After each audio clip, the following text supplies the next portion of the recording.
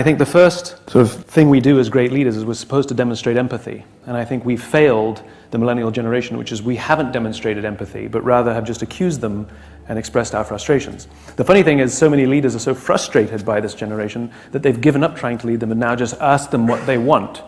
And they say bean bags and free food and flexible work hours and open work plans. And we give them all of that and still nothing changes. So I've been able to sort of boil it down to 4 observations. Parenting, technology, impatience, and environment. So let's start with parenting. Many amongst this generation, and the millennials are defined as a group of people born around the year 1984 and add another 20 years. Occasionally somebody asks me a question, how to deal with Gen Z in their workforce. And the oldest Gen Z are probably around 14 years old, and you shouldn't have any of those in your workforce. That's a bigger problem. So many in this generation have been subject to what has been described as a failed parenting strategy. Many of them were raised being told that they were special and that they can have whatever they want just because they want it.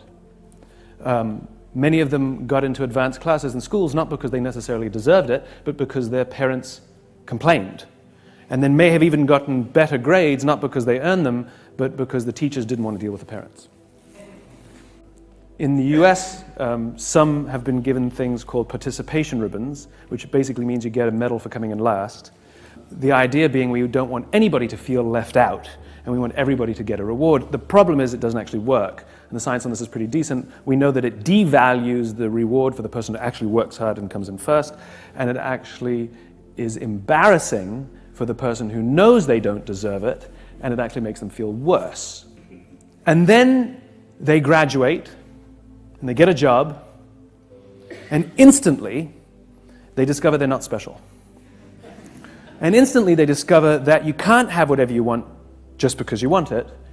You get nothing for coming in last, and your parents can't help you get a promotion.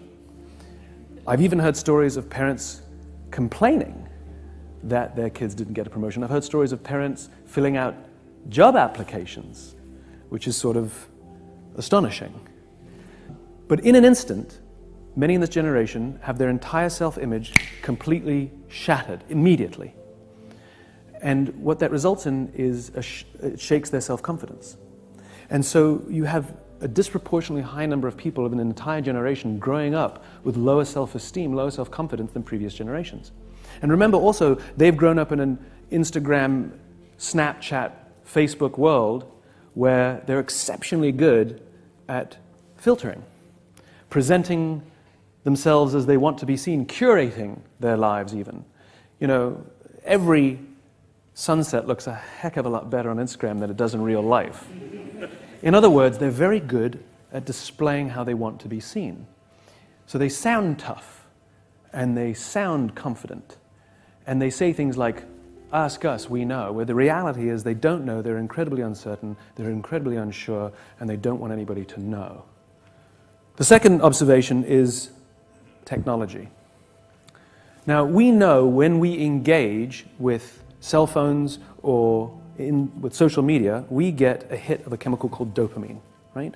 Dopamine is the same chemical that makes us feel good when we find the thing we're looking for. That little elation you get when you find your lost keys, like, here they are, like that feeling. Or when you hit the goal, yes, or win the game, did it, right? That little elation, that sort of feeling of good, that comes from this chemical called dopamine. That chemical is released when our phones go bing, buzz, flash, or beep. Right?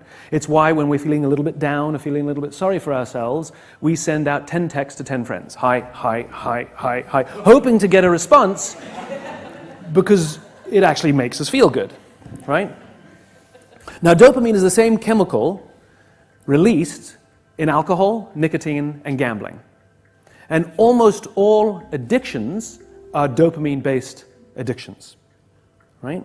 Now, we have age restrictions on alcohol, cigarettes, and gambling because we know that a young developing mind is not yet strong enough it's not responsible enough as well, but not strong enough yet to deal with the addictive qualities of dopamine. So we restrict children from engaging in these things until they're older.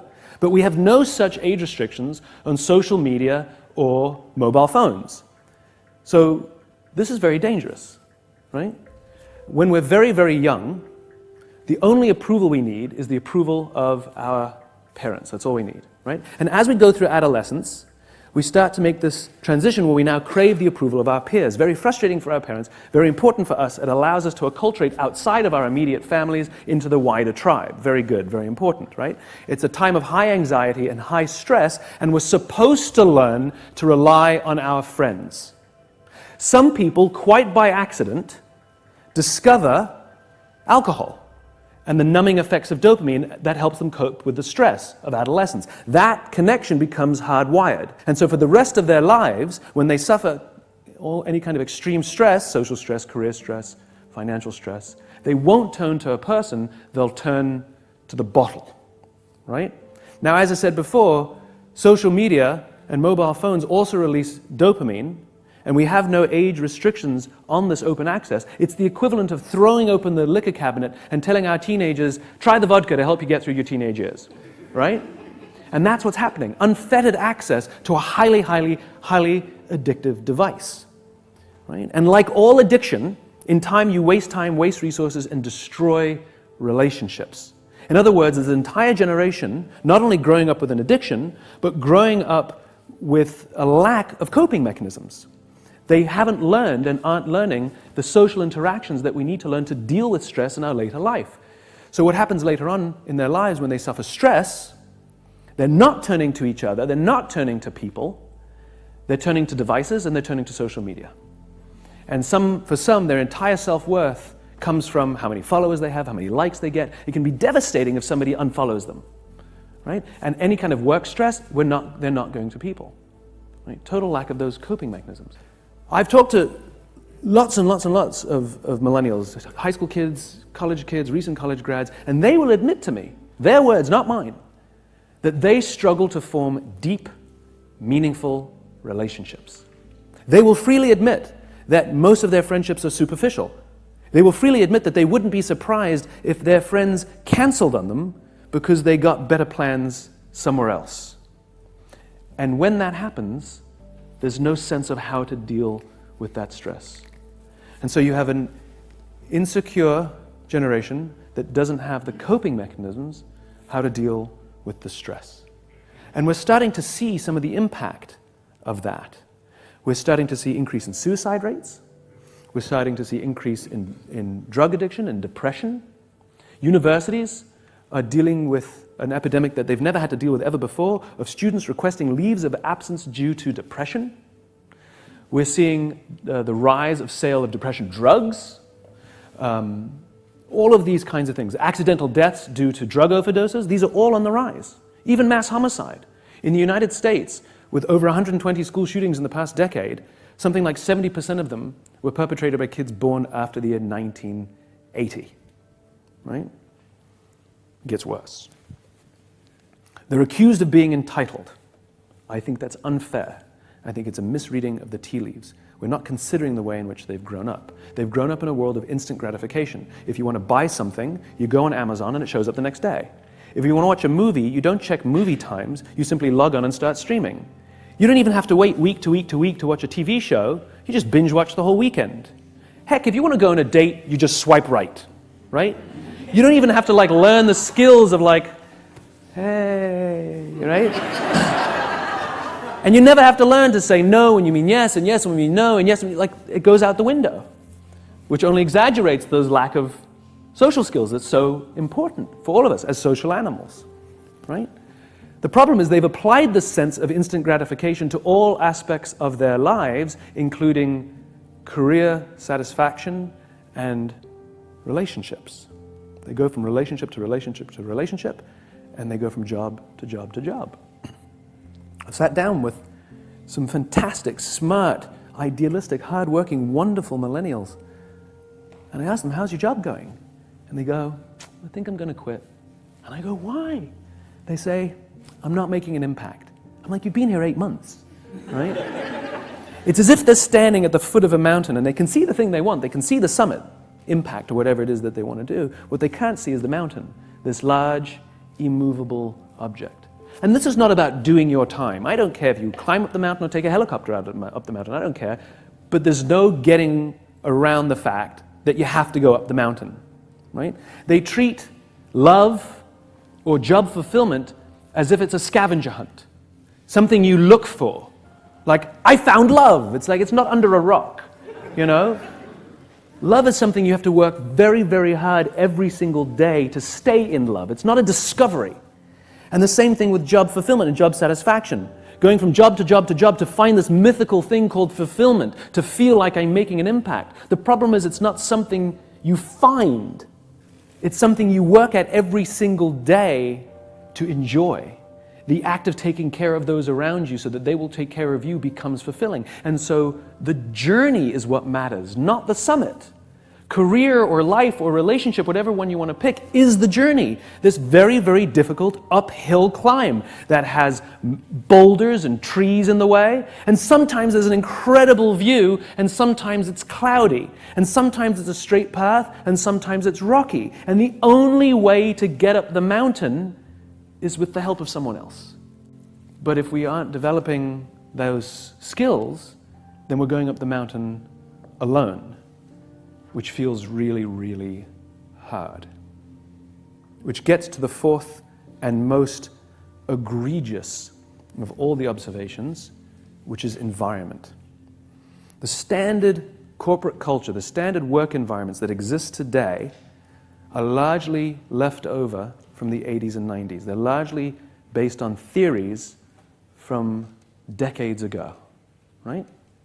So the concept of shareholder supremacy, for example, was a theory proposed in the late 1970s, popularized in the 80s and 90s, and now is standard practice today. In fact, it's so standard, nobody even thinks about how dangerous it is, right? That's like a coach trying to build up a good team and prioritizing the needs of the fans over the needs of the players. That's what shareholder supremacy is. It's putting the needs of a disinterested external constituency over the people who actually have to do the work. That's what it is. And the origins of shareholder supremacy came from a different time when investors were installing professional executives into the companies in which they had invested, and they wanted to ensure that their investments would be protected, so they developed a new kind of incentive structure where they incentivized those executives based on the performance of the equity, not on the performance of the company, to protect their interests. And that's exactly what it does. It protects the interests of somebody who doesn't care. That is now normal, right? The use of mass layoffs, mass redundancies to balance the books did not exist prior to the 1980s. It was popularized in the 80s and 90s, right? Think about that for a second. We're going to use the lives of human beings to balance the books. We're going to send someone home to say to their family, I can no longer provide because the company missed its arbitrary projections. That's what we're doing. And forget about the people we laid off. Think about the people who kept their jobs. Because every decision an organization makes is a piece of communication. And basically what the company announces every time they announce layoffs is that we care more about an abstract number than we do about you. That this is not a meritocracy. It doesn't matter how long or how hard you've worked here. If you happen to fall on the wrong side of the P&L, nothing personal, it's just business. That's what they tell us. Nothing personal, it's just business. There is nothing more personal than business. We will spend more time with our colleagues than our families. We will spend more time at work than we will at home. We will want to develop feelings of trust and cooperation with these people. No one wants to do business with somebody they don't trust.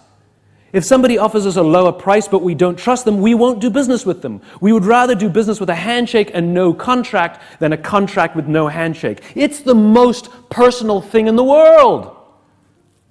It's a lie to say nothing personal, it's just business. What it means is I've prioritized a number over you. That's what it means.